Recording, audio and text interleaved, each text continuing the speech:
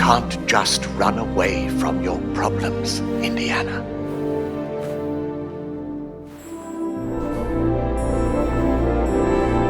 Watch me.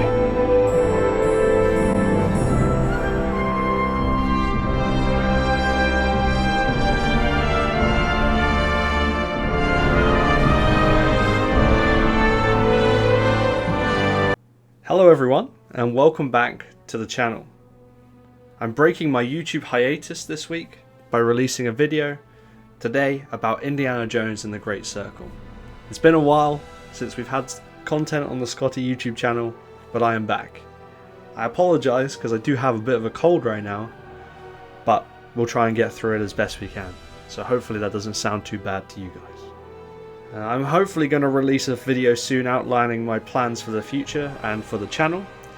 But for today, let's just get to the business at hand.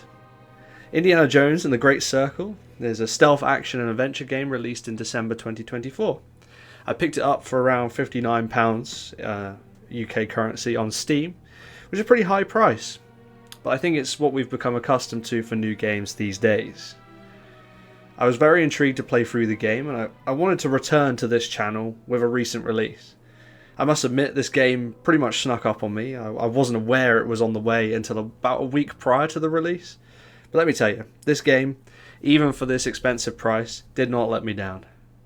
I know I have a habit of usually being very positive about games on this channel, but today is definitely not undeserved.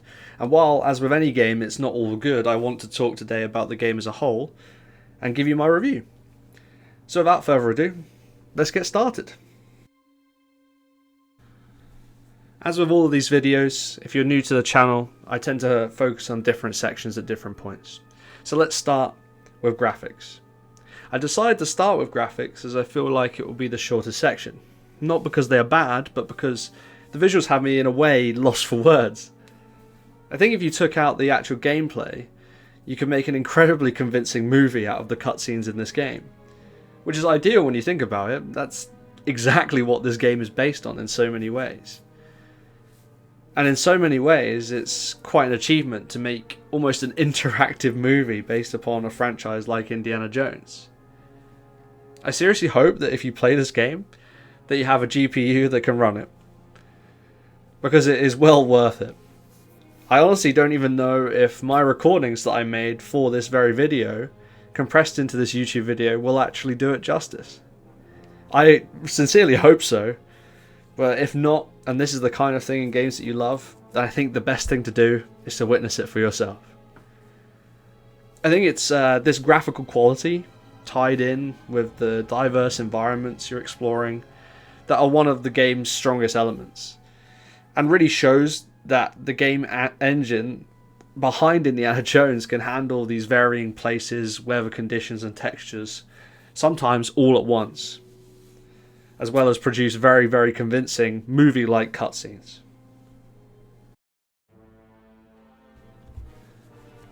With graphics talked about, albeit very briefly, I'd like to next discuss the gameplay elements that, for me, is broken down into 4 key areas that when you play the game: stealth, combat, parkour, and puzzles.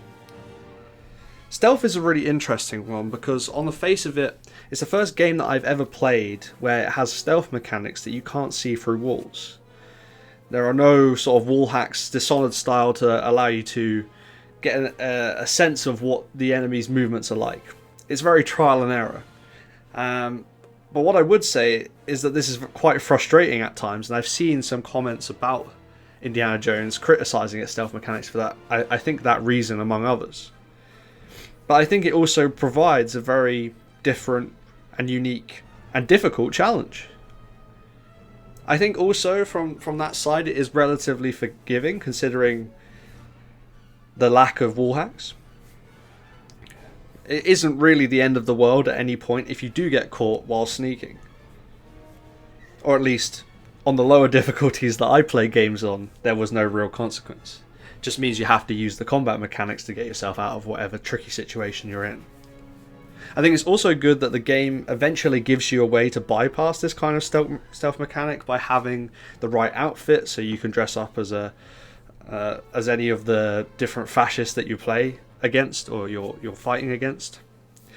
And having that right outfit, I guess, helps because there is a big collectible element within the game, and sneaking around all these areas to collect everything without having some way to bypass it would be really, really tricky. There are still things you need to avoid when you're wearing these costumes and outfits, but in general it makes the experience of playing the game much easier and reduces the reliance on the stealth mechanics when collectibles are the focus. But I think overall, it's not the game's strongest gameplay element, the stealth, but it's definitely a solid start and a good challenge for the player. The second gameplay element I would like to talk about is combat. Following on from stealth, as I just said, if you do get yourself into a bit of a tricky situation while trying to stealth, combat is really your best friend in that regard.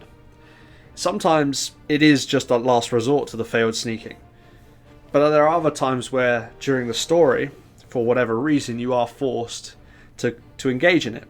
There's either for story or tutorial purposes. It's not bad fighting mechanics, but it isn't incredible. It's not something to write home about with this game. I think there are good counter mechanics, so when you're being attacked, being able to block and parry, those mechanics are quite strong and quite good, but I still found myself trying to button mash. Now, I admit that I'm not a great gamer, I'm not a very good player of video games overall, but I think I can speak for the average player when it's very easy to get into a button mashing mode, and I don't think this game does enough to stop you from doing that. There are fighting pits in the game where you can go and earn money basically by participating in fights, and in those you're 1v1 with a very strong opponent. In those fights I got by pretty much by button mashing 90% of the time. I think there was one time where I failed and I had to parry and block and all sorts of things. So what I would say is that the combat kind of doesn't really make too much of a difference because it ends up being very button mashy anyway. I think it's likely that if you are playing on a higher difficulty than I'm playing on, it might require a bit more mastery and precision than I gave it while trying to play it through, bearing in mind that also I'm trying to play it through quite quickly so I can release this very video. The next section I wanted to talk about was parkour. I think I wrote down in my notes literally, parkour was generally great. I think it's occasionally clunky. The interactions are occasionally clunky in a way that you often get with these kinds of games.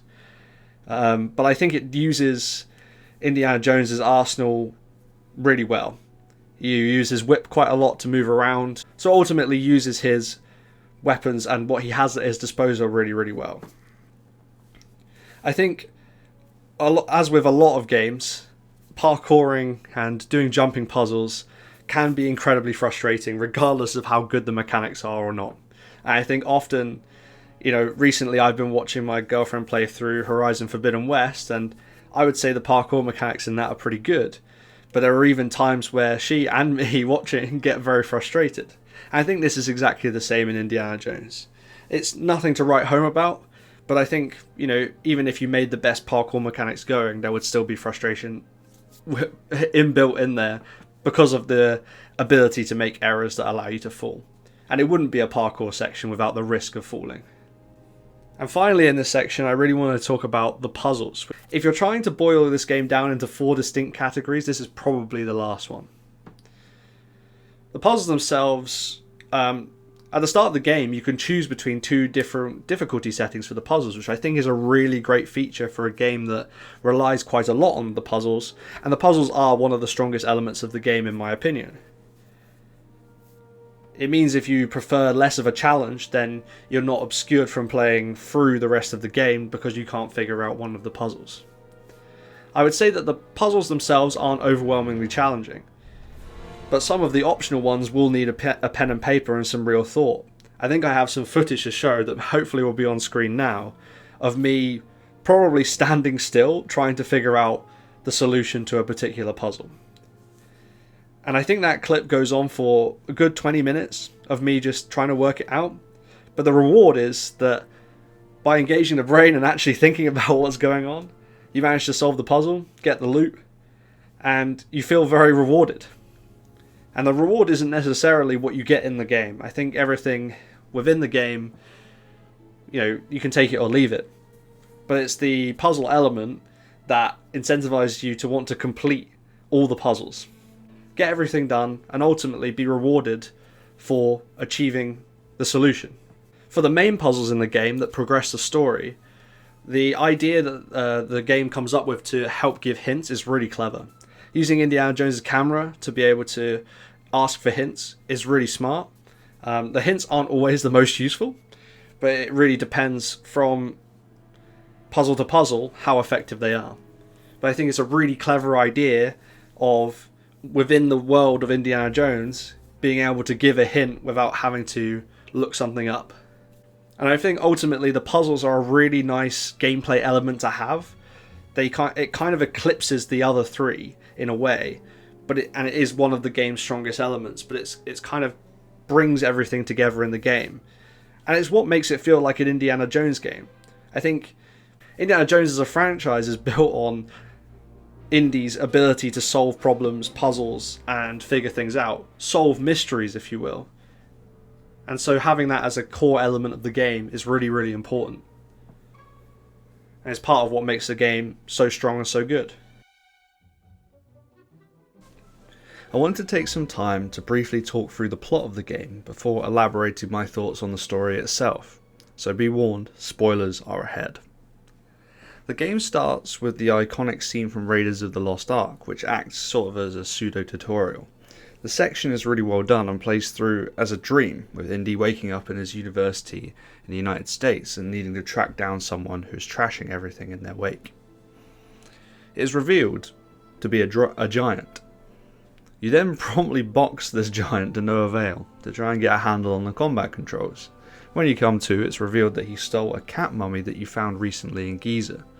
It's identified that the origin of the giant is from Italy, specifically the Vatican, and Indy promptly captures it, the first flight out to the Vatican.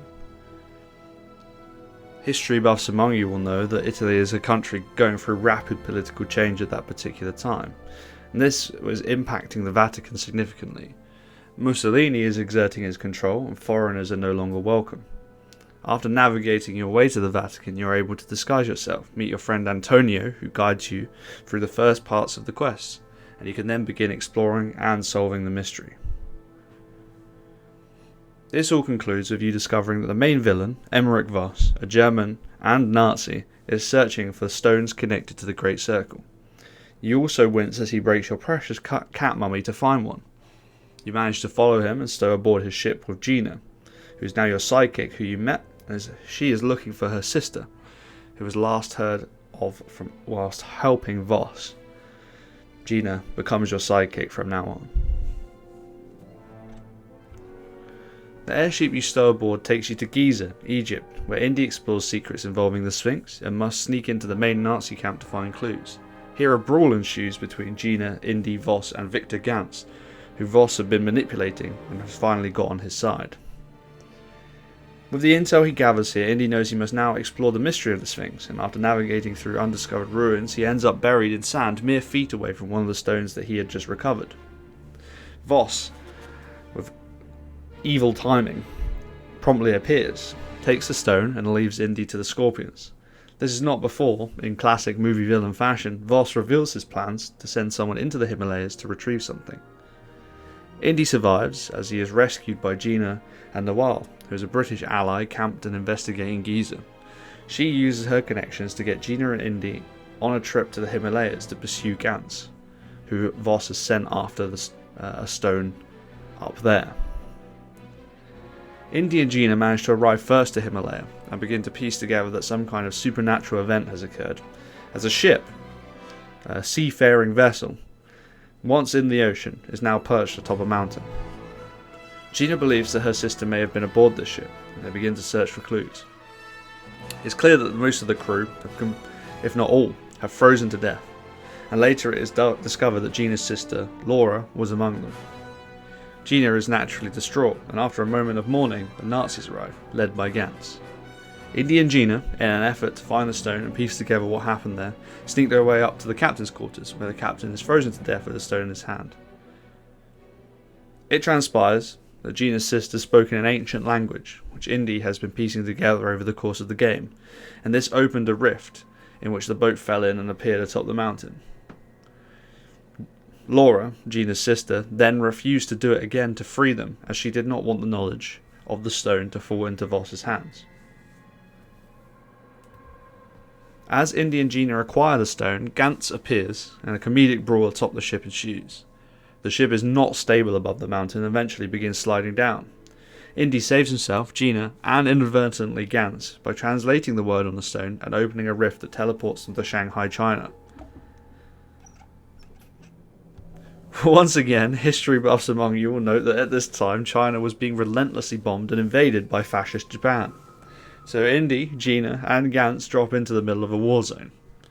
Gantz promptly dies from falling debris, and Indy and Gina find a stranded Chinese fighter plane that Gina claims she can fly. Gina can fly. Sort of. For a brief time, Indy is stranded hanging from the plane as Gina struggles to gain control and is being shot at by Japanese aircraft.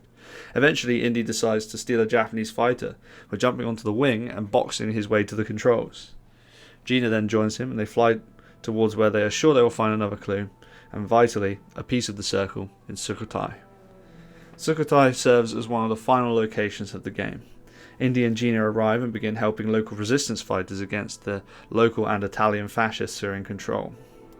After adventuring and exploring through several ruins, including encountering a Swedish student who betrays Indy before losing her arm, Indy manages to make his way to the final piece of the puzzle.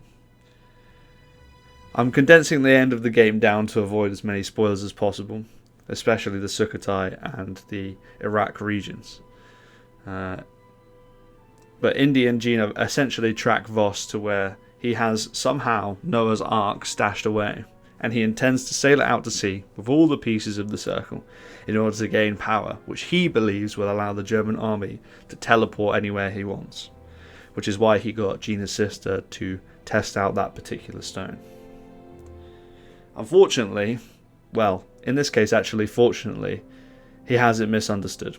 And despite the warnings from Indy and the giant we met at the very start of the game, who helps Indy break into the compound in Iraq, the stones actually begin the great flood of the Noah's Ark myth, and several other myths from history, and this would doom everybody. Thankfully, our big friendly giant takes control of the ship. Voss gets what he deserves in typical Indiana Jones fashion, and Indy and Gina escape while the giant sails into a portal and disappears, concluding the game.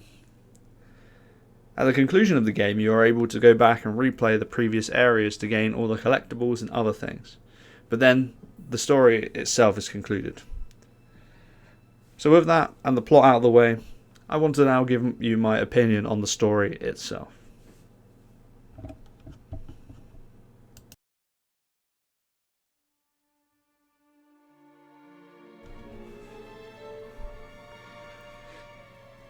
This game has what I would describe as an incredible story, and paired with the graphics mentioned prior, this is a movie in its own right. The story hooks you immediately, and that is the great thing about having a mystery to chase and to solve. It never gets boring, and it really sustains the interest into each new area of the game. It also matches the source material really nicely. You have this juxtaposition that is famous in Indiana Jones of the world being at stake, but it also, as a movie or a game, doesn't take itself too seriously, and has that room for comedic relief along the way that makes both the game and the film so enjoyable.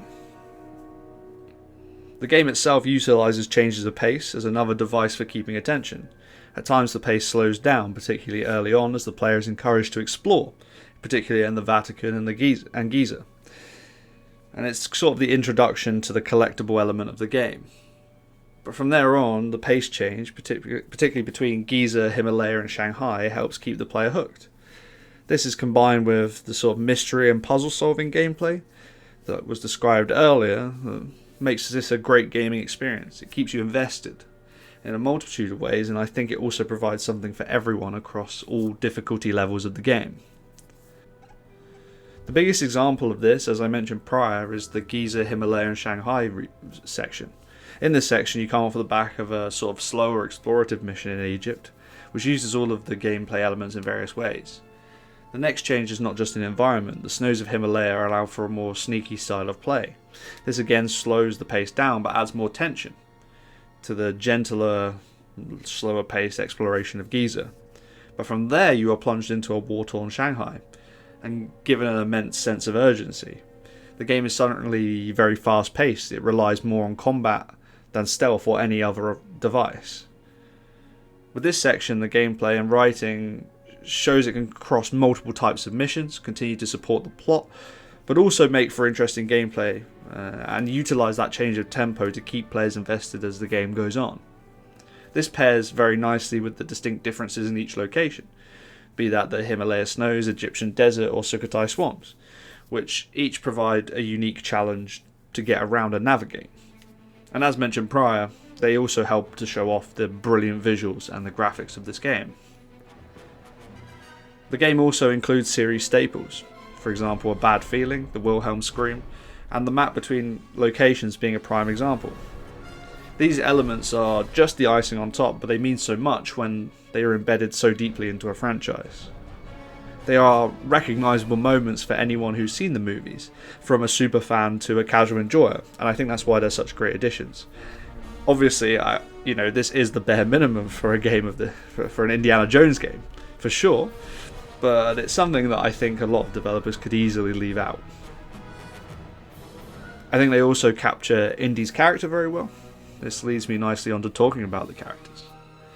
Every interaction that Indy has with other characters and the world around him is always within the character established in the films and now is expanded in the game. It's no mean feat, and it's definitely something that it would be easy to get wrong. I think it adds to the feeling that this is just another movie. It feels very seamless and well within the established world of Indiana Jones.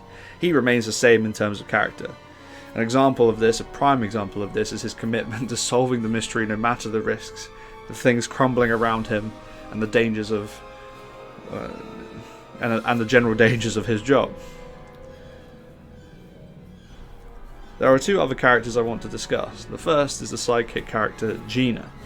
I think there is often an inherent risk in having a sidekick to give you hints in a puzzle game, and it's usually that they can get incredibly irritating as you try to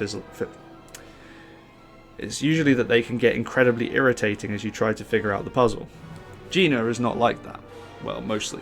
I think there are always points as it comes with the puzzle territory, but for the most part it's generally avoided. Gina is a source of good seriousness, but also comic relief throughout the story. She is a very balanced and well-rounded character that complements Indy, keeps him on his toes, and also provides some classic will they won't they romance. It's not shoved in your face, but subtle, and the game is better for having her along for the ride. Gina is an intelligent character that develops nicely across the story and also bounces off of Indy really well, particularly in their interactions and the puzzle solving. The other secondary character I wanted to talk about is Emmerich Voss. I mentioned him earlier as a Nazi archaeologist and antagonist. He is an antagonist from the start all the way to the end. Voss is probably the best character, or the best written character at least in the game, and is matched by an incredible performance from his voice actor across both German and English. Voss truly is the perfect enemy. A truly hateable character, but one that fits Indiana Jones perfectly because he also provides a skin-crawling comedic relief, as he psychologically destroys almost everybody in his path, friend or foe alike.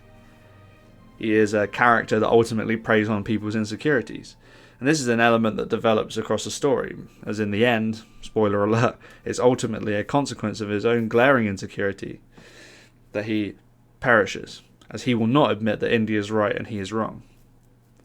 Despite him making a clear and obvious error that he cannot believe he is being bested by Dr. Jones. The character design of Voss is also great, as well as how the game is shot, as it often pans to close-ups of Voss grilling people, or even just zooms in into his perspiring forehead in Giza. It all adds to this incredible character, which I genuinely think is one of my favourite antagonists in recent memory. As I mentioned before, he meets his end in classic Indiana Jones fashion too, and so it wraps up everything nicely and keeps a consistency with the films that ultimately, thankfully, the Nazis always lose. This is something I think we can all hope to happen a bit more in real life too. So credit again to the writers and the voice actors on this character. He is a brilliant character and a truly remarkable villain. And that concludes my discussion of the story. So let's conclude and wrap it all up.